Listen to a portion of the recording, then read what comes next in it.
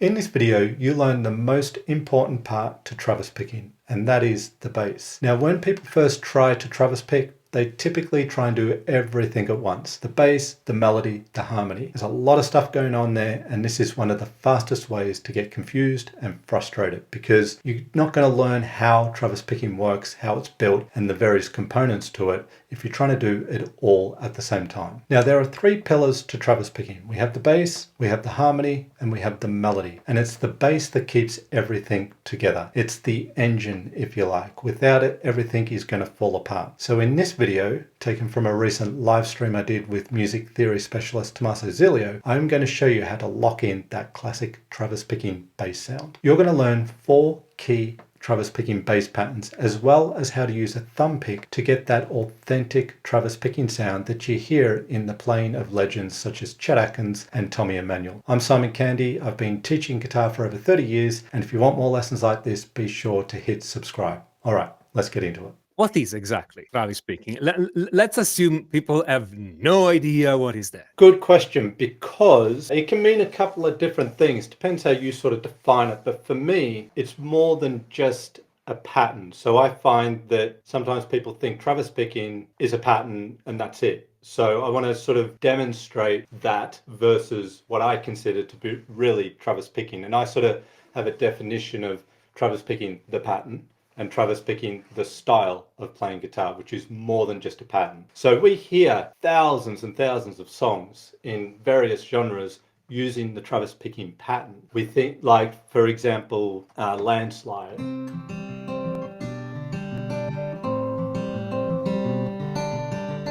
Yeah, we all know that song, right?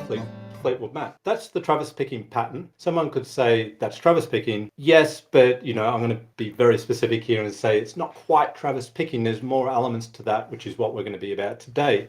But there is a Travis picking pattern going on, and the definition of the Travis picking pattern is the alternating bass on the beat. That's the driving force. So everything else is pretty much secondary to that. We want to have that 1, 2, 3, 4, 1, 2, 3, 4, 1, 2. That thumb, if it's a Travis picking pattern, is always, without fail, on the beat. And there's only 4 Travis picking bass patterns that you really need to learn for all Travis picking. Fingers on top can do all sorts of different combinations of strings to create different patterns, but it is more about the bass, and that is the constant between all the variations you hear in Travis picking. That's the Travis picking pattern, and we hear that in many, many songs. But there is more to Travis picking than just that, because along with that bass, we have things like melody that we put in with the bass and harmony. And we have harmony here in the bass, so those 2 elements are there. But I see Travis picking, or I see 3 pillars to Travis picking. You've got the bass, you've got the melody, and you've got the harmony. Further to that, if you really want to get the traditional sound of Travis picking, the real authentic sound of Travis picking, you're going to want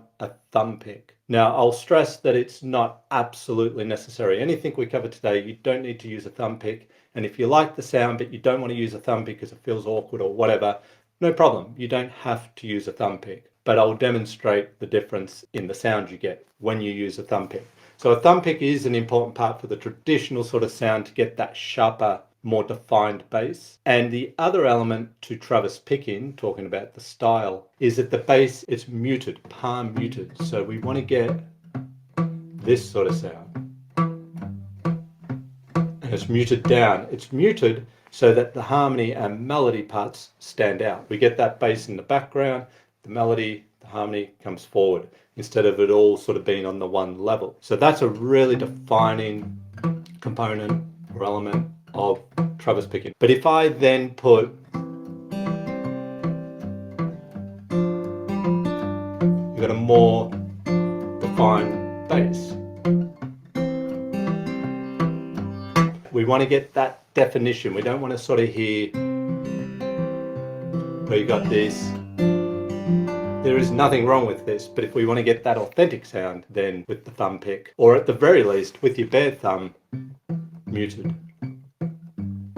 But you can hear there, it's a little duller than if I have the old thumb pick. You can hear that, what they often refer to as the boom chick sound. So on top of that, we have melody that comes in. So if I take that same chord progression I was playing there,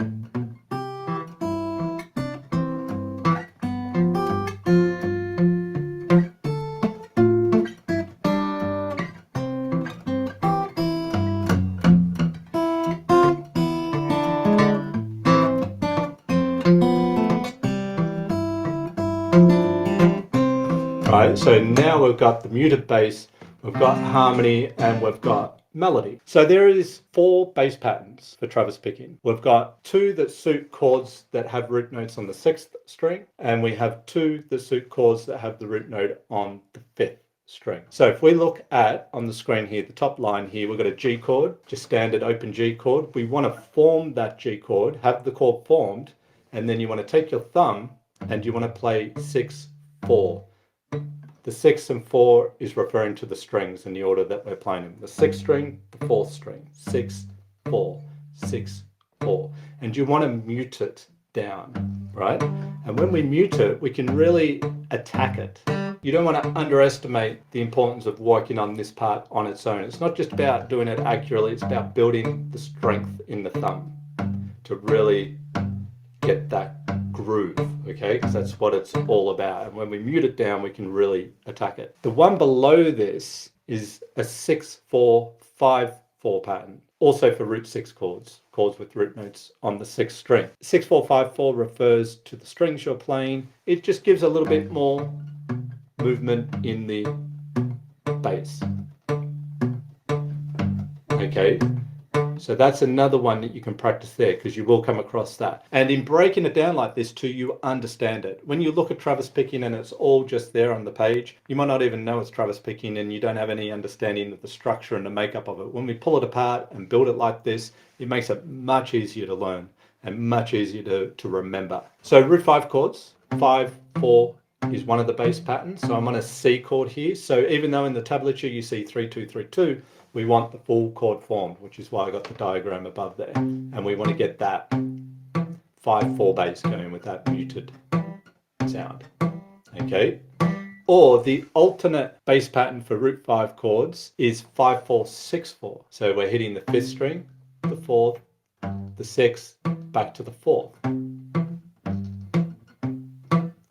Okay, now, depending on the chord you're on, you might need to move a finger to get that note on the 6th string, as is the case with the C chord.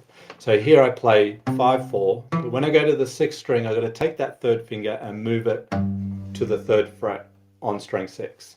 And then as I go and return to the 4th string with my thumb, I can be taking that 3rd finger off to come back to the 5th string. So there's a note in between that gives you plenty of time to alternate that 3rd finger from the 5th to the 6th string. If we're on like an A minor chord, for example, 5th string, if you're doing this pattern, you don't need to move any finger. You just go 5, 4, 6, 4, because we want the 5th of the chord in the bass. So when we play C, to get the 5th of the chord in the bass, we've got to fret it. It's a G note.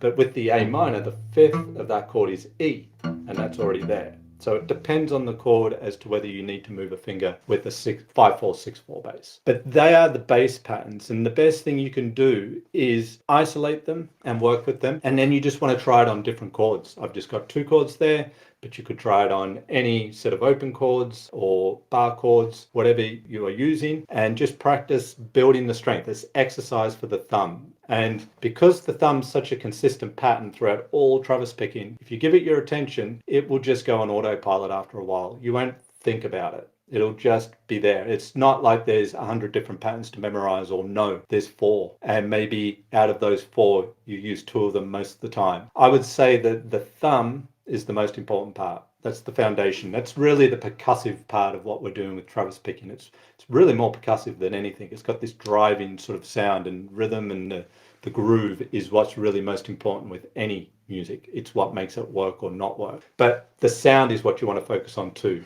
If you're too far off of the bridge here, the saddle, for palm muting, it's not going to sound any good, because you've got to be right for palm muting. You've got to be right on the palm of your hand. The side of the palm of your hand is right on the saddle, which is the white strip here on the bridge. You've got the saddle and the string crosses over. You've got to get that palm right down onto the string where it crosses over the saddle. And it's really just the sound test. We can just take an open string and move it off, see where it's not such a good sound.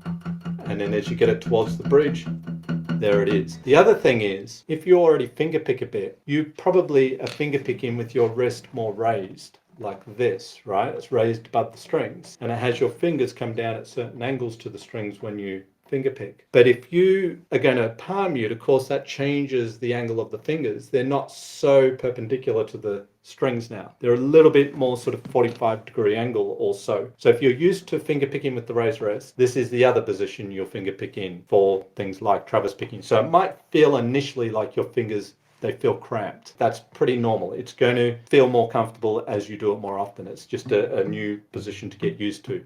There is one component here I just overlooked with the thumb picking, just an additional thing, because we're going to take a tune here, Orally, which you might also recognize as Love Me Tender, Elvis Presley, same melody. What you see in the middle here on your screen here is playing the bass component to that first 4 bars of Orally. So I've got a C chord, so it's a 5/4 bass because it's C and it's a root note on the 5th string. Now, with a D chord, D open chord, you'd think, well, what do I use there? Because the root note's on the 4th string. Does it become a 4/3 bass pattern? And the answer is it could, but for me, a lot of the time that's a little high and it can get in the way of the harmony and certainly the melody of a tune. So when there's a D chord, not always, but a lot of the time, I'll put an F sharp in the bass, which then allows me to do a 6/4 bass pattern. So in the context of what we're doing here today, I'm going to play a D with an F sharp in the bass. So I've got my 2nd, 3rd, and 4th fingers fretting that chord out, and then I'm playing 6/4. Allows me to do that. Keeps the bass low. This is pretty high for the bass. And then it connects nicely to the G chord because that F sharp moves up 1 semitone to the rooted G, where we continue the 6/4 bass and then return to C. And we've got that boom, chicka, boom, chicka, boom, chicka, boom, chicka, boom, chicka. Right, that sound. Want to finally master fingerpicking without the frustration? My ultimate beginner fingerpicking guitar course is the step-by-step pathway to get you there. It takes you from the absolute basics through to a more advanced level of playing with carefully thought out structured lessons made up of very well-known pieces as well as extremely effective drills and exercises. You get videos, PDFs and MP3s in every lesson, giving you everything you need to build rock solid fingerpicking technique, allowing you to play the songs you love. So if you're ready to stop spinning your wheels and finally fingerpick guitar the way you've always dreamed, click the link below and check out the course today. If you like this lesson, then hit subscribe and ring the bell. That way you won't miss the next one. And if you want to dig deeper into Travis picking, then check out the video on your screen right now where I break it down into 3 simple steps so that you can also add the harmony and melody parts to your bass. I'm Simon Candy. Thanks for watching and I will see you in the next video.